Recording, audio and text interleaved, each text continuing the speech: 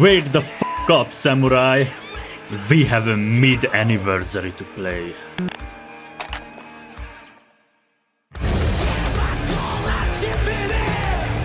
Finally, the groundbreaking 7th anniversary of Dragon Ball Legends is here. We got Sesbian Lex. You good to go? Yeah. What are you doing, step bro? The guy who beat SSJ for Gogeta. Please, Kabla, I need this. Even more blue Vegeta, to the point where I need to put on shades if I want to watch the episode. And the transformation that literally broke the entire internet. Even illegal anime websites were down for hours. I'm pretty sure the Mexican cartel also stopped working for a day just to watch that episode. We got a brand new user interface, new summon animations, and lots of chrono crystals for the gambling addicts. Yes, I'm talking about you. Wow, these all sound really exciting, but sadly, we have way too many negatives and not enough positives. Yes, we are only in part 1, but I just simply don't think that anything from part 2 or 3 could redeem what they have done here. Maybe an Ultra Arinsu who integrates herself into my phone's alarm clock and calls me a good boy every morning? Please? I would like to set a disclaimer here that these are my personal opinion. You are still allowed to enjoy your time, pull for your favorite characters, and have an absolute blast with the anniversary. These are my personal feelings as a day 1 player, and spoiler alert, you don't have to take everything so seriously from a plush who has only 2 facial expressions. Now, I don't really enjoy talking about negative things, like at all. Spending my energy on being negative and sour and bitter is just not something I enjoy doing in my free time. So that's why I will start out with all the positives I have ever experienced in the anniversary. Even though the new user interface has some problems, like not being able to read certain things because the font is too small, or the fact that it flashbangs you if you try to open it in a dark room. I am so goddamn tired. Let me just do my daily missions.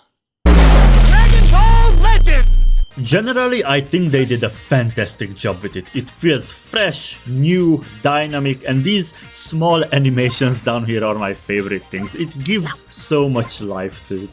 In terms of character picks, Mastered Ultra Instinct Goku and Evolution Blue Vegeta are perfect choices for the anniversary. They are super hype, fan favorites, and their banners are one of the best banners in the past 4 years. I am sorry, 3 times the Z power and a bunch of useful characters. I actually planned to skip part 1, but the banner is just too good, man. I got exactly 10 brand new characters I didn't even have before. Like the GOAT himself, Coco. All your base are belong to us. And all of my LF characters got a significant jump in stars. I've had Revival UI Goku at 4 stars, now I have him at 9. All the free-to-play characters are in one place now, which makes it all the more easy for brand new players. And don't even get me started on the brand new banger main menu song. The first test is the agreeability test. Before you are a member of the team, we have to make sure you share my thugnificent taste and sensibilities.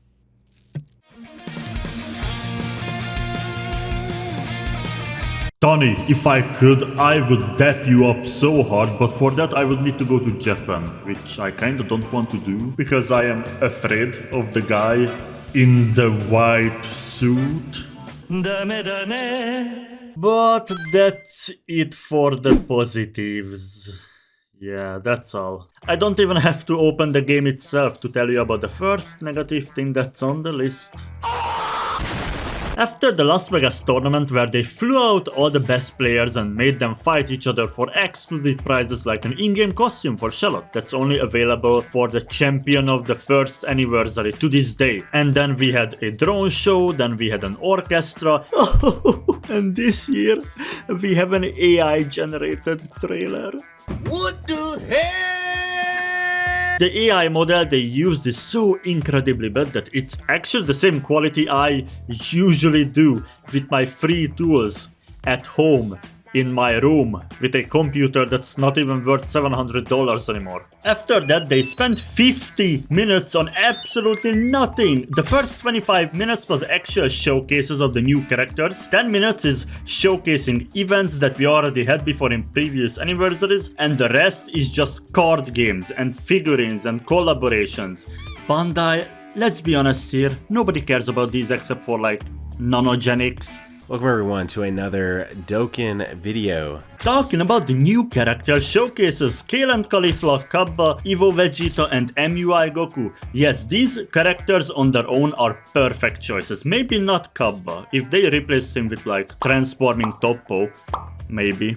Problem is that these characters in their current form are the most boring things I have ever seen. Evo Vegeta and MUI both have reused models from 2022, the 7th anniversary part 1 headlining characters. They basically just updated their faces to make it look like they did some kind of work. They are also filled with reused animations from years ago, and the abilities they got are just the most sauceless things. I'm actually surprised Gordo Ramsay didn't show up yet. Vegeta can pull cards and transform and pull more cards, and if you are lucky he doesn't die from one combo. Goku can dodge and dodge again and hit you hard and dodge again and counter you and make you just put down your phone and go outside because you realize that maybe fresh air isn't so bad after all. No new abilities, no nothing. They are basically just 2022 characters with updated stats. Just compare this to the previous anniversary where we essentially got 8 new characters for part 1. Broly, Shin and the 2 fusions who both start out as a tag unit and then they fuse and obtain a brand new ability that has never been in the game before. Vegito gets the Rising Rush counter, which for the people who never played with this character, it basically lets you deal damage with your Rising Rush even if your enemy managed to guess you. While Gogeta gets the SO chain, which basically lets you bypass any kind of disrupt that's in the game. Like, what happened here? Did we run out of money? Does the billion-dollar company that has a giant Gundam statue in the office not have enough money for a new 3D model and an ability? The company that released Elden Ring and won Game of the Year? Hello?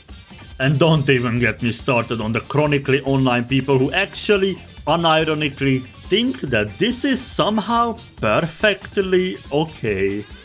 They kept advertising it as the most exciting and groundbreaking thing the player base has ever seen. And I was actually among the people who upgraded a phone for this update. I went from an iPhone 11 to an iPhone 14 Pro. Well, so far it feels like they kicked out a bunch of people from the game for no apparent reason. Do you have any idea how many people play this game from third world countries where they just cannot afford to just buy a new device? And it hurts me even more because I was hyping up this update to my viewer base for at least half a year. I was their free marketing man. I'm sure all the people who's been watching me for a while now start punching their phone whenever I bring up the system requirement update. We will also get a huge minimum system requirement change soon, so... Bro, we heard this like 8 times already. Say something new. Oh my... I don't think it's a mind-boggling concept that people expect the game to go above and beyond with every anniversary, which, for the record, only happens once a year. Bunch of you people see this from a free-to-play perspective, where you don't really care what happens in the game, but there are actually people who spend their money on hobbies they like. Imagine spending your hard-earned cash on a game where the developers themselves don't respect you, your money, or your time.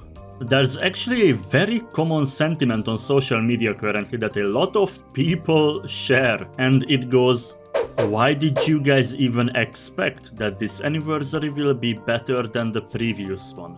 They put the bar way too high with the double fusions. Because that's how it's supposed to work? You release the new thing that's better than the old thing? I swear, some of you people make me feel like a mental asylum patient. Then we jump into the game and realize that the banner format is still the same thing they've been using for years. Daima is still number 1 and the 6.0.0 update gave us stuttering problems, while some people actually experience overheating issues. We also got 2 new summon animations. One of them is an actual summon animation, but the other one is just the summon orb doing something different. Okay. You, Jocko? Oh, what the hell? What the f was that? Did you just see that? I'm sorry, but this is the same summoning experience we had since the game came out. That is the day 1 Goku model, my brother in Christ. I was 19 at the time.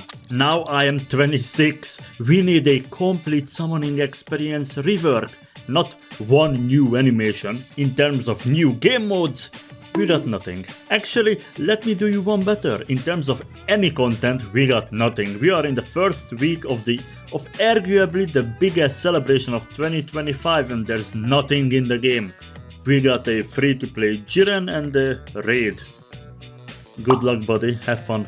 The way they handled Evo Vegeta and MUI is also a bit weird to me, because you cannot run them together. Their stats are so different that they don't work on the same team. What's the point then? Why do you release the 2 most hyped transformations from the Tournament of Power, who also share like 3 teams, and their colors are perfect to cover each other, but you can't run them together? A pretty well-known data miner called Spoon has been sharing things about ground battles in the past few days. Apparently there are some clues in the game files currently that would point us to being able to fight on the ground sometime in the future, instead of our usual air battles. But I'm gonna be honest, at this point my expectations are completely at 0, so that way I cannot get disappointed. This is the last negative video you will see from me when it comes to the anniversary, even if part 2 and 3 are equally this bad and I could do some funny content about it. I don't like doing negative content, even if something is objectively bad, because honestly, I want to start the video with, guys, Legends did it again. This is the best game I have ever played. I am so happy that they are improving day by day and doing all these crazy hype things. I am so addicted to the game. I can't put my phone down. Someone help me. Call the ambulance. Call 911. But sadly, that isn't our reality. Anyway, thank you very much for the 10,000 subscribers. I love you guys, and yes, I promised I will oil up.